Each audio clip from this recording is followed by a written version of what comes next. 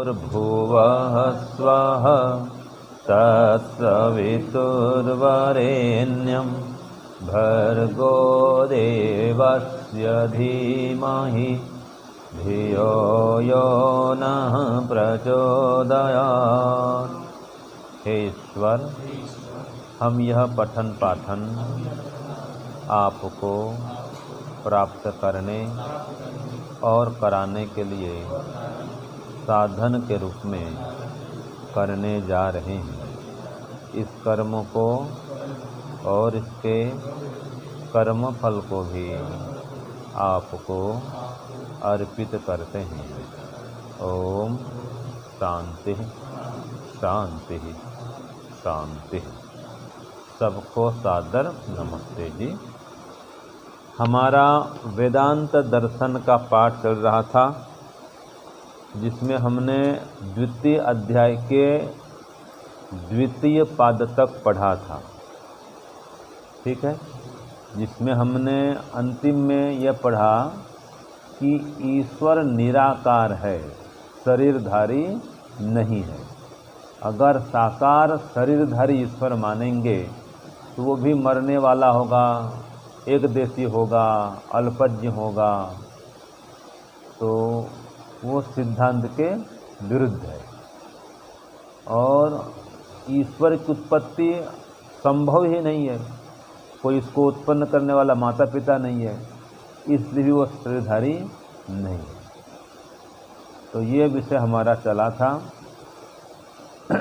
और ईश्वर निराकार है, कोई इसका खंडन नहीं कर सकता, क्योंकि जिसमें संपूर्ण ज्ञान विज्ञान भरा हुआ है, ऐसे निराकार ईश्वर का खंडन कभी भी नहीं हो सकता है। तो ये हमने पढ़ा था अंतिम में।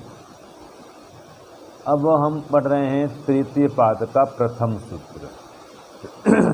वेदांत दर्शन द्वितीय अध्याय तृतीय पाद सूत्र संख्या 1। बोलिए।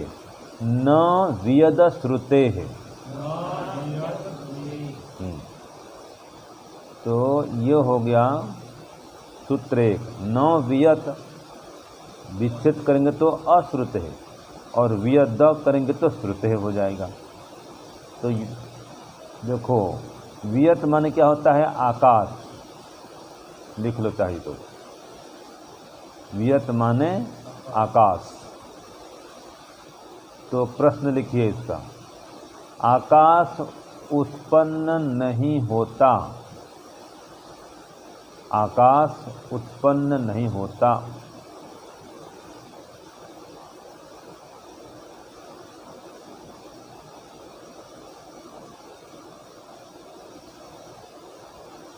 पूर्व पक्षी के अनुसार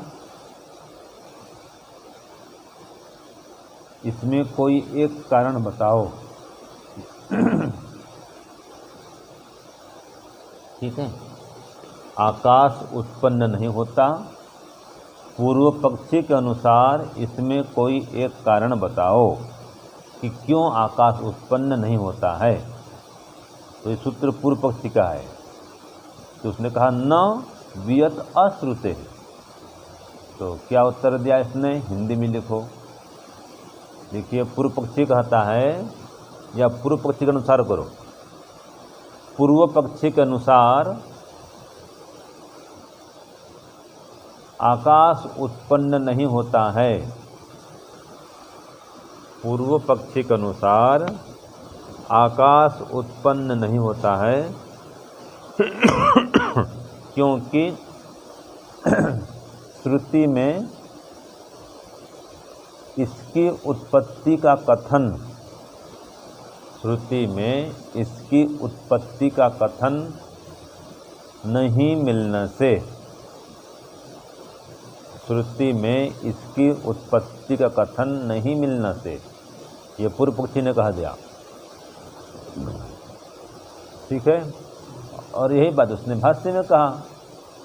जो सूत्र में कहा है वही भाष्य में कहा है कि आकाश न उत्पद्यते, आकाश उत्पन्न नहीं होता है।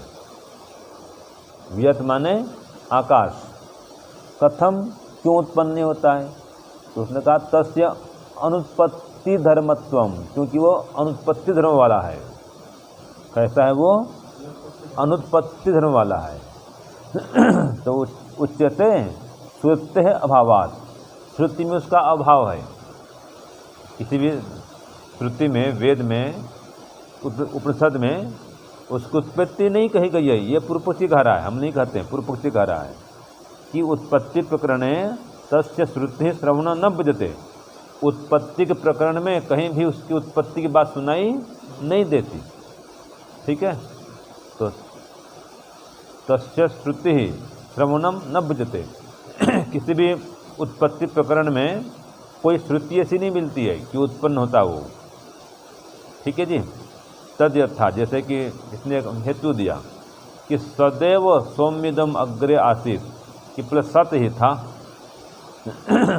ठीक है, हे सौम्य पहले केवल सत था, और इससे आरंभ करके उसने कह दिया तद एक क्षत बहुश्याम प्रजा इति। उसने एक क्षण किया, मैं बहुत प्रजा वाला हो जाऊं, और फैल गया। फिर तत्तेजो अर्जत, उसने तेज को उत्पन्न नहीं किया। तो ऐसे जो भी इसमें उदाहरण दिए, कह रहा है इति उक्तम, ये सब तो कहा गया, लेकिन न ही अत्र आकाश से उत्पत्ति स्फुर्यते, यहाँ पर कहीं पर भी आकाश की उत्पत्ति तो कहा नहीं है। ठीक है, जितने इसने प्रमाण दिए, इसने एक अग्नि की उत्पत्ति बता दी। ठीक है, और भी आता है उसमें, आपक क्षंत, आपको जल को उत्पन्न किया, अग्नि उत्पन्न किया, लेकिन आकाश को उत्पन्न किया था इसमें नहीं लिखा है। तो पूर्वपक्षी कहता है यदि ही आकाश अपि उत्पद्यते अवश्यम तस्यापि नाम उल्लेख स्यात्, यदि आकाश की उत्पत्ति होती तो उसका भी नाम उल्लेख होता, तो उसका नाम तो कोई है ही नहीं, इसलिए आकाश की उत्पत्ति नहीं है। ये पूर्वपक्षी ने कह दिया। ठीक है, तो अब उसका उत्तर देगा सिद्धांतिक, नहीं नहीं नहीं, ऐसा नहीं है, आकाश की उत्पत्ति होती है। और प्रमाण देगा ये, अस्तित्व उत्तर दिया। अस्ति माने श्रुति है, आकाश की उत्पत्ति की श्रुति विद्यमान है। तो सूत्र क्या दिया? अस्तित्व। उसने कहा उत्पत्ति नहीं होती है, इसने कहा होती है। तो लिखिए प्रश्न।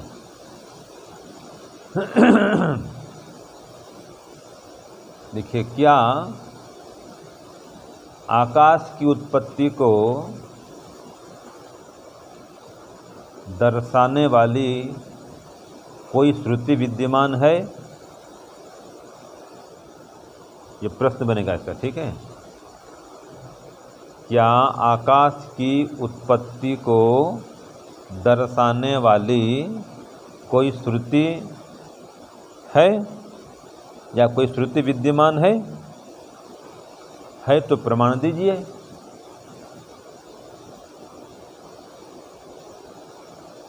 ठीक है तो प्रमाण दीजिए। तो उत्तर लिखिए, अस्तित्व है, प्रमाण लिखिए।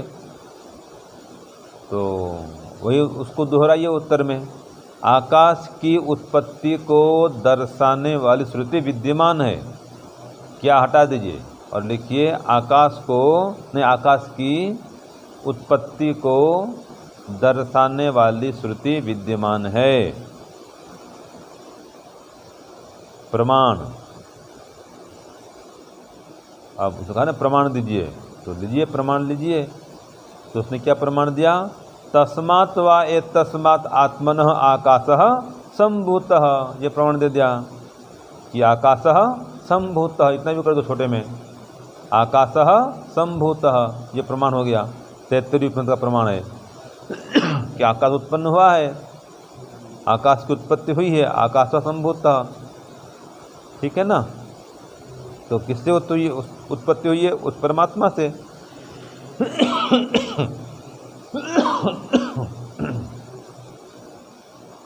जलम आने तो सूरज जी जलम, तो ये हो गया, उत्तर मिला। आकाश की उत्पत्ति होती है, तो देखो भाष्य में भी खोल दिया, विद्यते तो खलु आकाशस्य उत्पत्ति प्रदर्शिका श्रुति, कि आकाश की उत्पत्ति को दिखलाने वाली श्रुति तो विद्यमान है। ठीक है ना? इसने कहा भाष्यकार ने कि विद्यते माने है, क्या है कि आकाशस्य उत्पत्ति प्रदर्शिका श्रुति, आकाश की उत्पत्ति को प्रदर्शित करने वाली श्रुति विद्यमान है। जैसे कि इसने उत्तर दिया सत्यम ज्ञानम अनंतम ब्रह्म, उसने ये कह दिया सत्यम ज्ञानम अनंतम ब्रह्म इति ब्रह्मात्मानं प्रकृत्य तत्र वचने तत्व ब्रह्मात्मानः सकाशात् खलु आकाशस्य उत्पत्ति प्रदर्श्यते। तो इसने ये कह दिया कि सत्यम ज्ञानम अनंतम ब्रह्म, देखो ईश्वर सत्य स्वरूप है, ज्ञान स्वरूप है, अनंत है, और उसी अनंत ब्रह्म से अभी आगे खोल दिया। पहले तो देखो तैत्तरीय द्वैक है ना, इसी तैत्तरीय द्वैक के आगे वाला प्रमाण दिया कि इसी सत्यम ज्ञानम अनंतम ब्रह्म से आकाश की उत्पत्ति हुई है। तो तत्र वचने तत्व ब्रह्मात्मना सकाशात, उसी ब्रह्म आत्मा के सकाशात माने उसके द्वारा, उसके संपर्क से, उसके माध्यम से खलु आकाशस्य से उत्पत्ति प्रदर्श्यते, आकाश की उत्पत्ति दिखलाई गई है। प्रमाण वही दिया तस्मात् वा एतस्मात् आत्मनो आकाशः संभूतः। ठीक है, उस परमात्मा से आकाश की उत्पत्ति हुई है। तो किस परमात्मा से? सत्यम ज्ञानम अनंतम ब्रह्म, इस ब्रह्म से, इस परमात्मा से आकाश की उत्पत्ति हुई है। प्रमाण मिल गया, ये सूत्र 2 हो गया। अब फिर पूर्व पक्ष आ गया, वो कहता है गौणी असंभवात। ये बोलता है पूर्व पक्षी नहीं भाई, ये आकाश की उत्पत्ति को कैसे हम मानेंगे, ये कथन तो गौण है। देखो पूर्व पक्षी क्या कहता है, आकाश की उत्पत्ति का कथन तो गौण है। तो इसका प्रश्न लिखिए, सूत्र 3 गौणी असंभवात। प्रश्न लिखिए, आकाश की उत्पत्ति के विषय में, आकाश की उत्पत्ति के विषय में पूर्व पक्षी पुनः क्या कहता है? पहले कह दिया था कि आकाश उत्पन्न नहीं होता, अब फिर क्या कहता है इसको उत्तर सुन करके। तो आकाश की उत्पत्ति के विषय में पूर्व पक्षी पुनः क्या कहता है?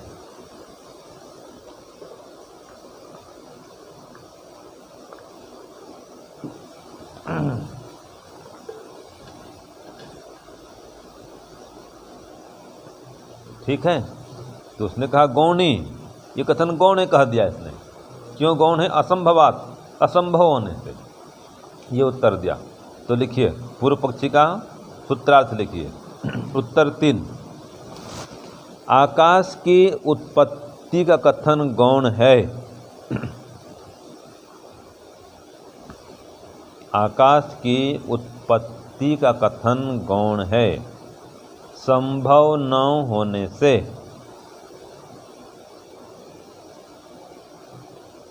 संभव न होने से ऐसा पूर्व पक्षी कहता है। ठीक है जी, ये कौन कह रहा है?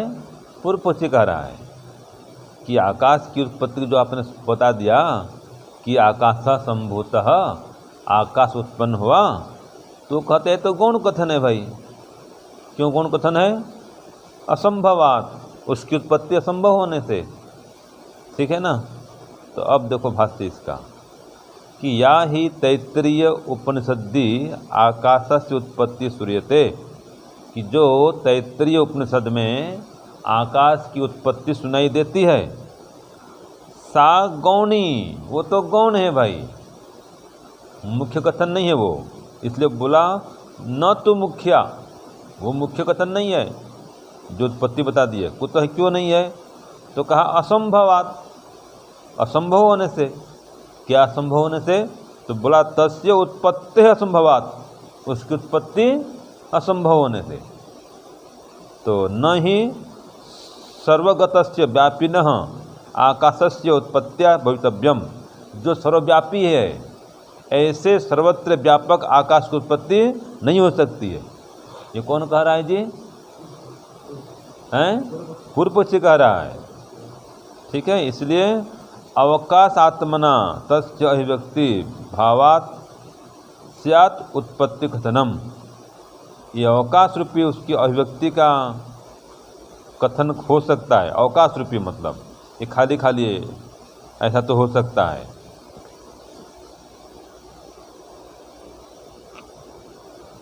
तो ऐसे ही मतलब ये गौण कथन हो सकता है। ये कौन बोल रहा है? पूर्व पक्षी बोल रहा है कि अवकाश रूपी अभिव्यक्ति होती है, अवकाश रूप में उसकी अभिव्यक्ति हो सकती है, और आज जो आकाश की उत्पत्ति कह रहे हो वो तो सर्वथा असंभव है। तो ये दूसरे अध्याय का हमारा चल रहा है तृतीय पाद, ठीक है ना। तो इसने स्पष्ट कर दिया पूर्व पक्षी ने कि आकाश की उत्पत्ति नहीं होती है, ठीक है जी। क्यों नहीं होती? तो कह रहा है गौण है। ये जो कथन हो रहा है ये सब गौण कथन है। तो आकाश की उत्पत्ति नहीं होती है, अगर होती कह रहे हो तो अवकाश आत्मना, इसने क्या शब्द दे दिया? अवकाश आत्मना, कि अवकाश रूप से उसकी अभिव्यक्ति हो सकती है। तो अभिव्यक्ति भाव से ये उत्पत्ति का कथन है। अवकाश आत्मना तस्य अभिव्यक्ति भावात तस्य उत्पत्ति कथनम, कि अवकाश रूप से उसकी अभिव्यक्ति होती है। ये पूर्व पक्षी का हम नहीं कर रहे, उल्टा पुल्टा कथन है भाई, पूर्व पक्षी का है ना। तो अवकाश रूप से उसकी अभिव्यक्ति होती है, इसीलिए उसकी उत्पत्ति कथन आप कह रहे हो, ऐसा आपको लग रहा है, जबकि उसकी उत्पत्ति होती नहीं है। ये किसने कहा? पूर्व पक्षी ने। अब सूत्रचार में फिर पूर्व पक्षी कह रहा है शब्दाच्च, ठीक है। तो इसमें आगे और बढ़ गया वो कि आकाश की उत्पत्ति गौण है, ठीक है। तो ये पूर्व पक्ष फिर कह रहा है कि शब्दाच्च, शब्द प्रमाण मिलता है, बोल रहा है वो कि इसकी उत्पत्ति गौण है। तो इसका प्रश्न लिखिए, आकाश की उत्पत्ति गौण है, आकाश की उत्पत्ति गौण है, यह पूर्व पक्षी कैसे सिद्ध करता है? आकाश की उत्पत्ति गौण है, यह पूर्व पक्षी कैसे सिद्ध करता है? ठीक है। अब इसका उत्तर लिखेंगे।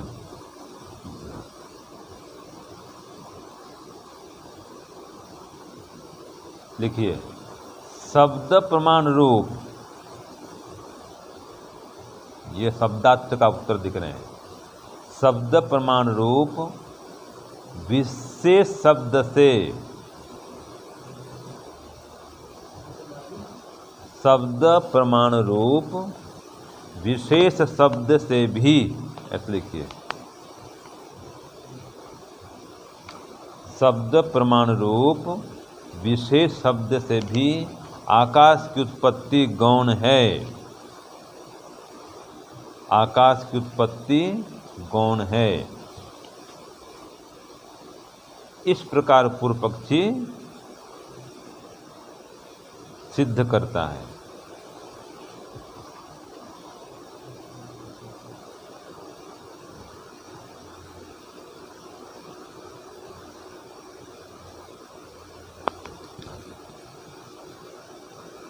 ठीक है। इसका एक उत्तर और भी लिखिए, अथवा लिखिए।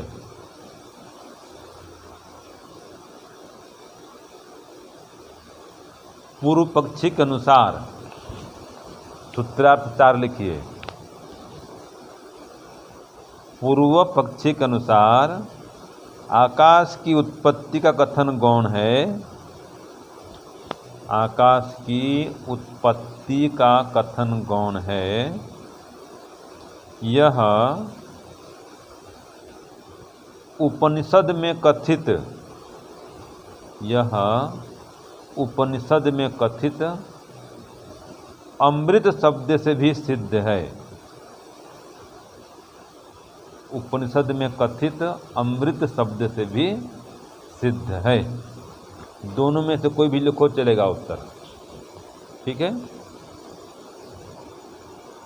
अब देखिए भाष्य में क्या कहा, आकाशस्य अनुत्पत्ति विषये प्रविज्यमानाद विशेषण शब्दादपि, कि आकाश की अनुत्पत्ति के संबंध में प्रयोग होने वाले विशेषण शब्द से भी उसकी उत्पत्ति गौण है।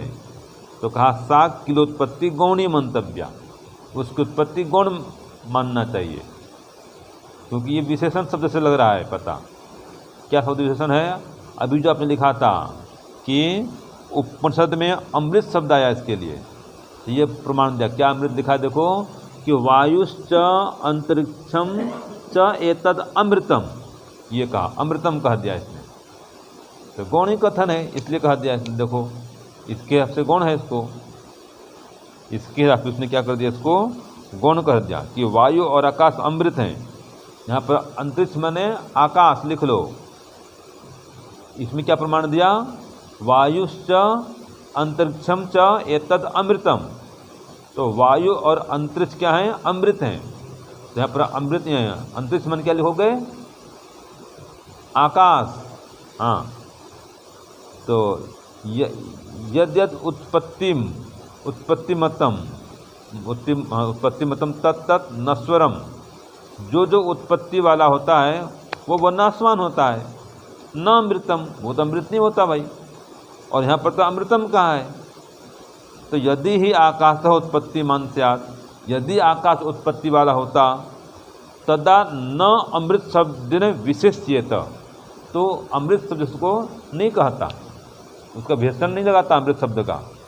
लेकिन यहाँ पर तो अमृतम कहा दिया है आकाश को, इसलिए उसकी उत्पत्ति नहीं होती है, ये पूर्वपक्षी कह रहा है।